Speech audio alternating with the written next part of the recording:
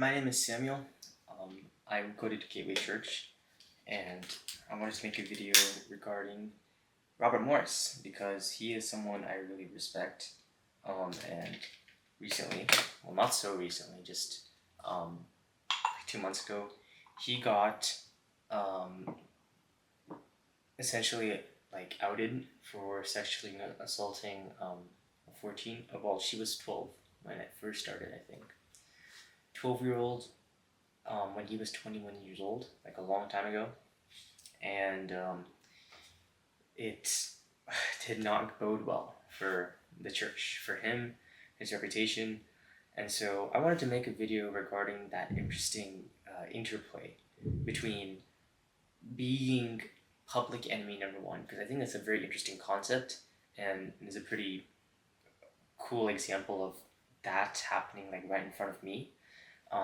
And so in this video, I just want to talk about, what happened, how I found out it happened, and like my emotions and experience going through that.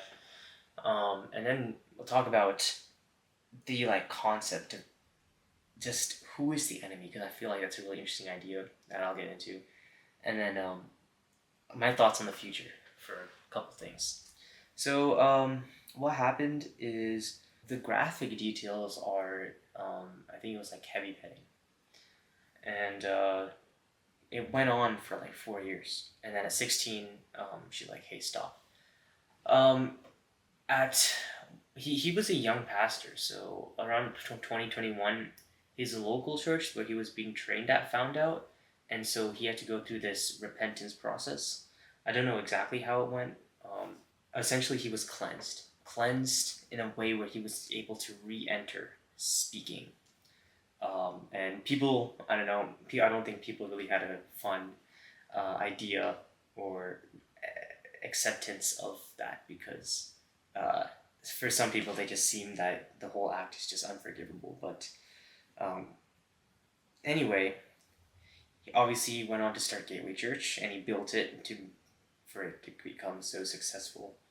And what happened is that this victim, who was quiet for so many years, when she was around like 40, 41, 42, she came to this blog called the Wurzburg Watch, I think. And the authors of this blog are very sharp-toothed. They're very demeaning and sharp with it. They're Christians, right? And of course, I'm pretty sure they love Jesus and they're good people, but they're very heavy against pastors who've had this sort of past. It's a bit scary, honestly. But I don't blame them when they seem to, when they confront a sin that seems so unforgivable. You're gonna have that tone, especially someone feels so strongly about it that they've kept up, maintained this blog of just all these pastors across the Western Hemisphere, of all these people who have big churches, and then so it's and so the news found out, and then it was all over. That weekend, when everyone found out, I didn't go to Sunday church that day because, first of all, my family wasn't with me. I was living alone. My family was in India, and so just didn't want to deal with the nonsense, I guess, like how they would respond. So I just went. I went to a Lutheran church, so that was a pretty fun experience. I went with a friend. He's a Lutheran, and I enjoyed my time there. But the following weekend, I did go, and it was just very raw and almost emotional. Just they were claiming victory. The congregation was claiming victory during that time. That immediate first 2 weeks, and then around 5-6 weeks left, I don't know if it's just me, but I noticed like a decrease in attendance. But it just could be summer vacation. And then now it's just like a thing that happened. There's sort of like a don't say it, but we're all thinking of it kind of vibe where all the church leaders say the new season that our church is going through, and then it's just like, bro, just say the name. But maybe there's something I'm missing here in my naivete or whatever. But personally, how I feel about it, um, it sucks because I miss him. So I've read his books, people have of course listened to many more messages of his and read many more books of him and even had conversations with him. But yeah, I felt a very strong attachment to that pastor because he was very engaging in his messages and his insights were, for me at least, someone who thinks very logically, very meaningful. And so it's a shame that I may not get the chance to listen to him uh, preach on anything new again. So that's about the extent of how I feel with it. But other people have a lot more to say, not a lot more to think. But this question I have, because after wallowing in my sadness that I wouldn't hear a new message from again, I began like bargaining. It's like the third or whatever stage of grief or whatever, like bargaining, right? So I was like, okay, what would have to happen for Robert Morris to be able to come back and preach again? And I realized that there's an enemy. And I'm not talking about Satan. Like obviously, he's like the mastermind pulling all the strings behind this. What I'm talking about is the enemy that prevents him coming back. And I kind of had a couple things like what is stopping people from coming back. So I drew a little chart here. I'm gonna record from my phone so you can kind of see what's going on. I got inspired by there's this YouTuber who does drawings and explains concepts like this on a notebook with colored pencils, and I guess I was in that mindset of explaining things through diagrams. So I do a diagram in my notes, and I want to explain this to you. So this is Robert Morris, and let me just use a pencil here. This is Robert Morris, and this is his relationship with different moving parts in this entire situation. So Robert Morris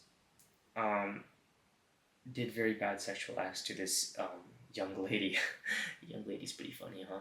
That wording, man, brutal. And so the enemy, aka Satan, was the mastermind behind him feeling the sin to actually do this. And then she, was very distraught in this whole situation. And so she could be an enemy. The reason Pastor Robert had to step down from the board of elders, had to stop being the main preacher for Gateway Church, is because the enemy could be her, in that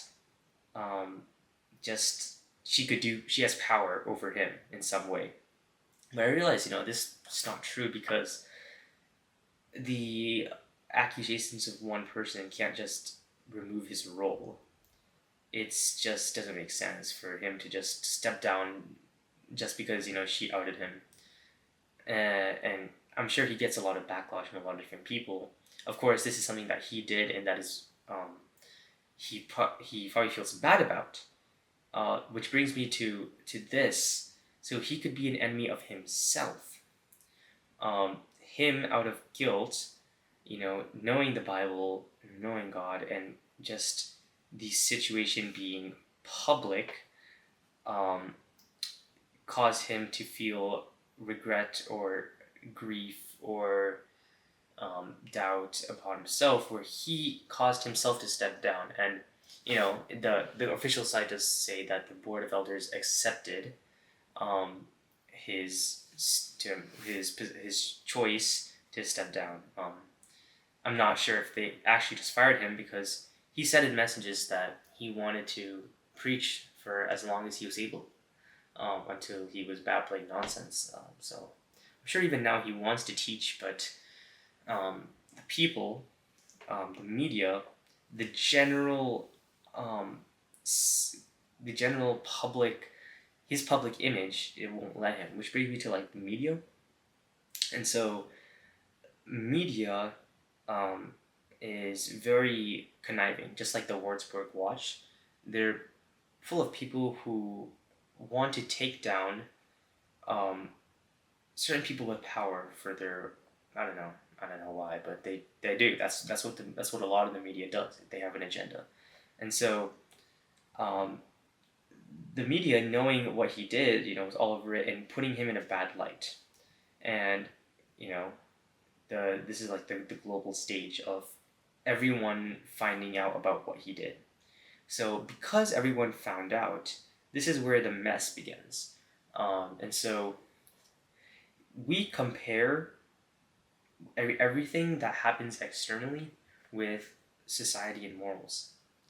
And so where do these like morals come from? Well, as a church, it comes from the Bible, but subconsciously, it comes from the media. It comes from our friends, our culture, and society kind of is that lower order that takes over whenever people are emotional.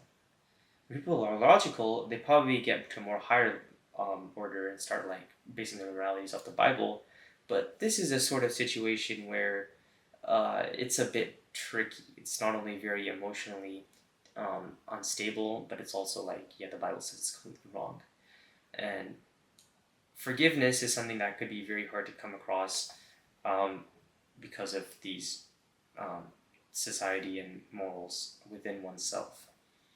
Um, so the interesting thing part here, right, is that each individual might feel differently about Robert Morris after the news came out. Some people are still love him. They still support him 100%. It's like how many Trump supporters can get, no matter what he does, Trump will just have very loyal followers. I will follow him to war, to death, and I may or may not be one of these people. Well, I won't follow him to death, but I'd really like him to come back. You know what I mean? I'm not really mad at him. Some people are very sad. They're just sad. It's just their throat closes up and they don't really know what to think because um, some people might feel betrayed, which is like comes from sad. It's like a next level from sadness. Some people don't get to mad, but a lot of people do get to mad from sadness because they feel betrayed, because of this morals. But mad, it's a possibility. Some people are neutral, and when you're neutral, you just don't really care that much. You just go to the church anyway because maybe your friends are there, or maybe you volunteer there, or maybe because your parents go there. You've never really cared about this figure, you've never really put your trust in that figure, and you've just gone there because that's the church you go to. And neutral is kind of difficult because the neutral might have just as easy chance of leaving the church, but just as equal chance of staying. It's really just like how far of the teeter-totter edge you are on that point. Some people are just like they didn't even know. They were like they're kind of on the, like they're kind of neutral, except the neutral people probably like knew they're news savvy. Confused like people who are just finding out are they're just like still don't know how to process their emotions. Once they do, they might fall into like what other emotion there exists, but like some people just stay like confused, I guess. They don't really know what to say when someone asks them how you felt, which is a pretty valid emotion when you don't spend a lot of time thinking about certain things, especially those things that you don't really care about. Um, some people are just watching. Uh, they are looking at other people's reaction. They're looking at themselves. They're looking at where the church is going, what the staff is doing. They're looking at social media. Social media is a wreck, of course. If you look at the Twitter comments when it first happened, I mean, whew, you know how Twitter is. But people are watching, and they're just not necessarily making judgments, but being careful. And so, out of all the people that make up the congregation, there are different sentiments. So it's difficult as a speaker who has to stand at the pulpit and address everyone who's feeling different things. Some of which people just don't even are not even feeling an emotion as heavy as other people are. It's difficult because we don't know out of the entire congregation how much of certain people are feeling what emotion. It could be the case where 99% of people are still in love with Robert Morris, just like how if you go to a Trump rally, I'm sure a lot of people there would still love Trump even if he said or did something extremely stupid.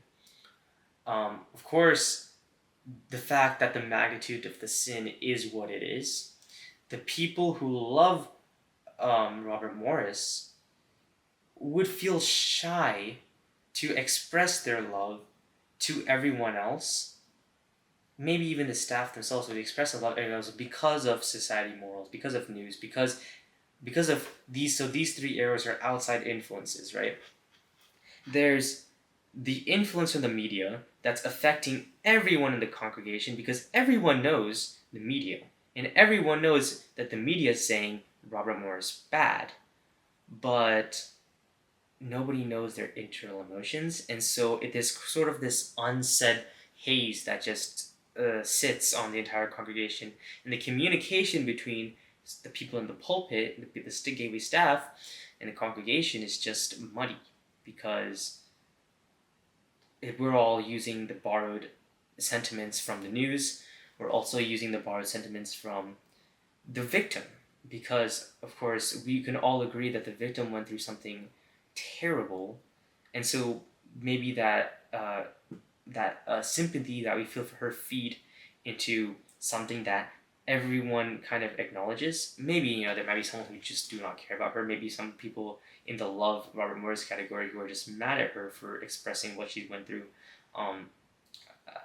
That's just kind of sad, but it could be true. They would be in a minority though. And then there's also the people who everyone has experienced Robert Morris and has some love for Robert Morris, as they all are part of the Gateway congregation. So the influence from knowing Robert Morris through his messages and feeling like a part of their family is also all these three influences is just heavy in the room, but the people are feeling different emotions. And so the root kind of thing I went into is the question I was asked at the beginning is why can't Robert Morris come back? Is because we can't all have a similar agreement in public, because it would feel wrong to agree to make him come back due to society and morals that we have and the public eye watching what we as a church do. And first, maybe due to the church's own ego or our own ego, to have Robert Morris come back and have the world see that would put Gateway in a bad light, perhaps. And so, who is the bad guy here? Of course, Satan. But why can't he come back? It's the haze. It's the miscommunication between each other as a congregation, from the staff and the congregation, and the public eye being on us. Like, there's no individual that is responsible for him not being able to come back and speak. It's just the system, which is why being public enemy number one is such an interesting phenomenon, because public, everyone knows, like everyone knows. Number one is like you are hated, like you cannot go into like a Subway and eat a sandwich in peace without someone recognizing you, and due to the haze or the society morals idea, it's just so tough, and I just can't imagine experiencing that outcast to such a grandiose volume effect. It's just that must be brutal. Like, I don't know how the human mind can comprehend receiving hate from what seems like millions and millions of people. It's just wow. So it's a tough situation for him, but I do have a couple speculations for his future. But before I talk about his future, I think God definitely had this planned for Robert Morris, because he's talked about this in himself before, that he suffers with pride, So it's something he in himself knows as a meta conversation about himself, but perhaps again God is humbling him, like bringing him to a lower level, because he is not done with Robert Morris. It's a different situation with Ravi Zacharias. His controversy happened after he died, so his book is closed in what God can do in his life on earth. But Robert Morris is still well. He had a heart attack in 2018, I think, and he's still here and he's healthy.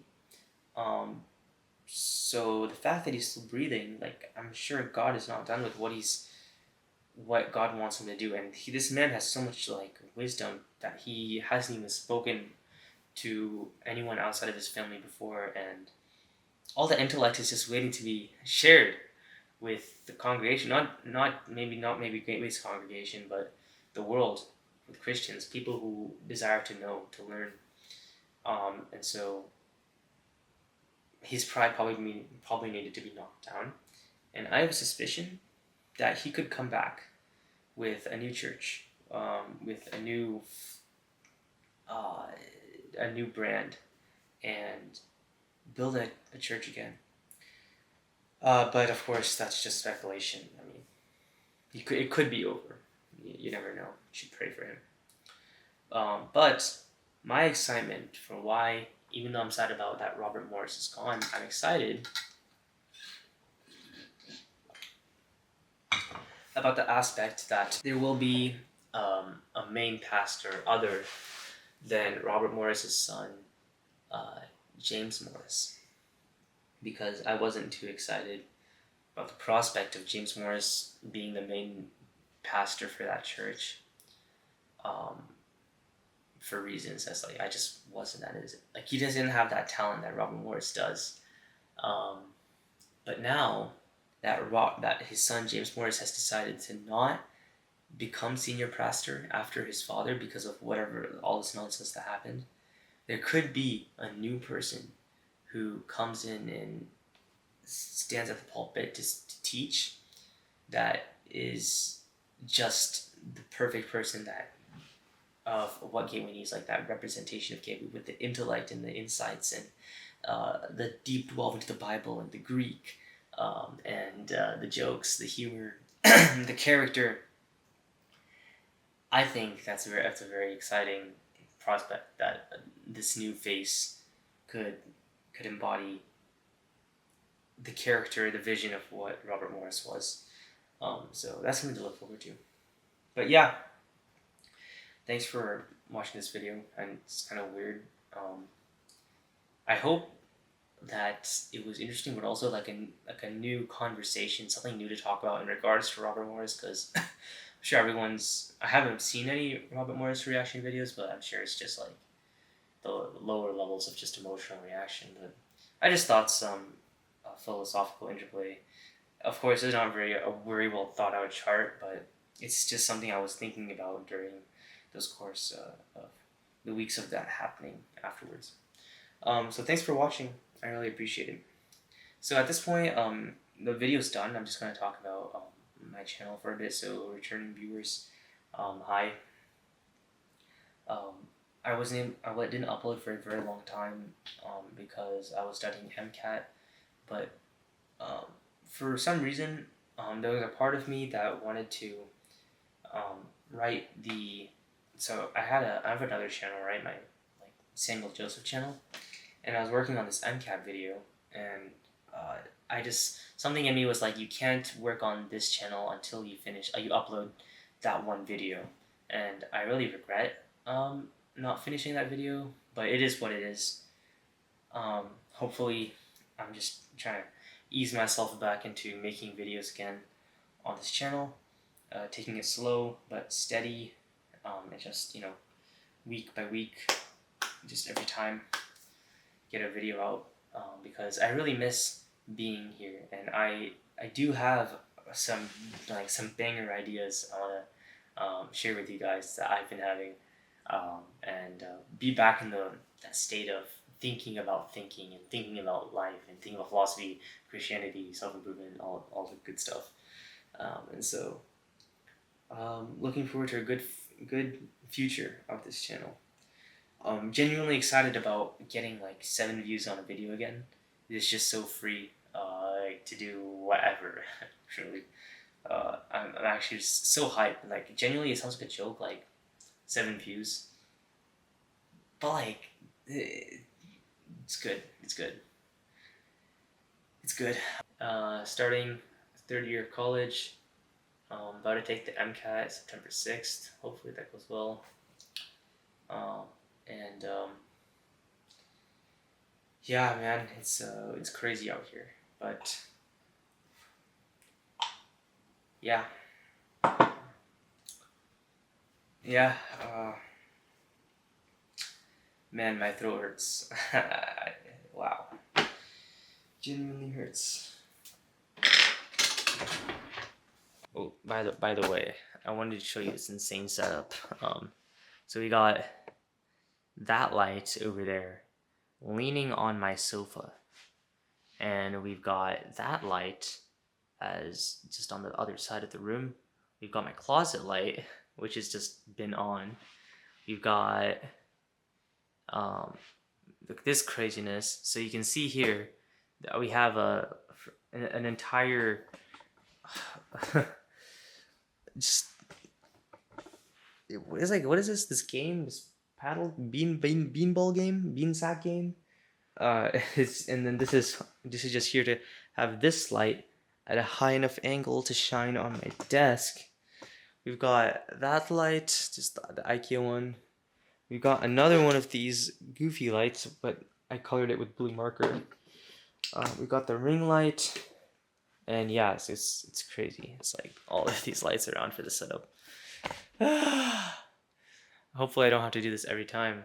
Just find a easy, simple setup that I'm happy with, because I know that easy setup should be an important thing, so that I record more videos and feel like putting in the energy to make a video. Because if I have to set up this lighting setup every single time, oh my gosh, I will not find it easy to set up and record thing. So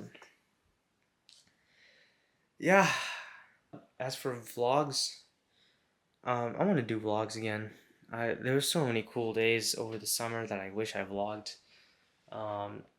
Yeah, I'll just vlog, man. If I wake up and I'm just like, today's a interesting day, I'll just vlog. Just want to get back into it. Now that there's no outside projects, art stuff looming over my shoulder anymore, I'm just free to get better at making videos. So it's something I want to do. But yeah, thanks for watching, and I will see you when I see you. Bye.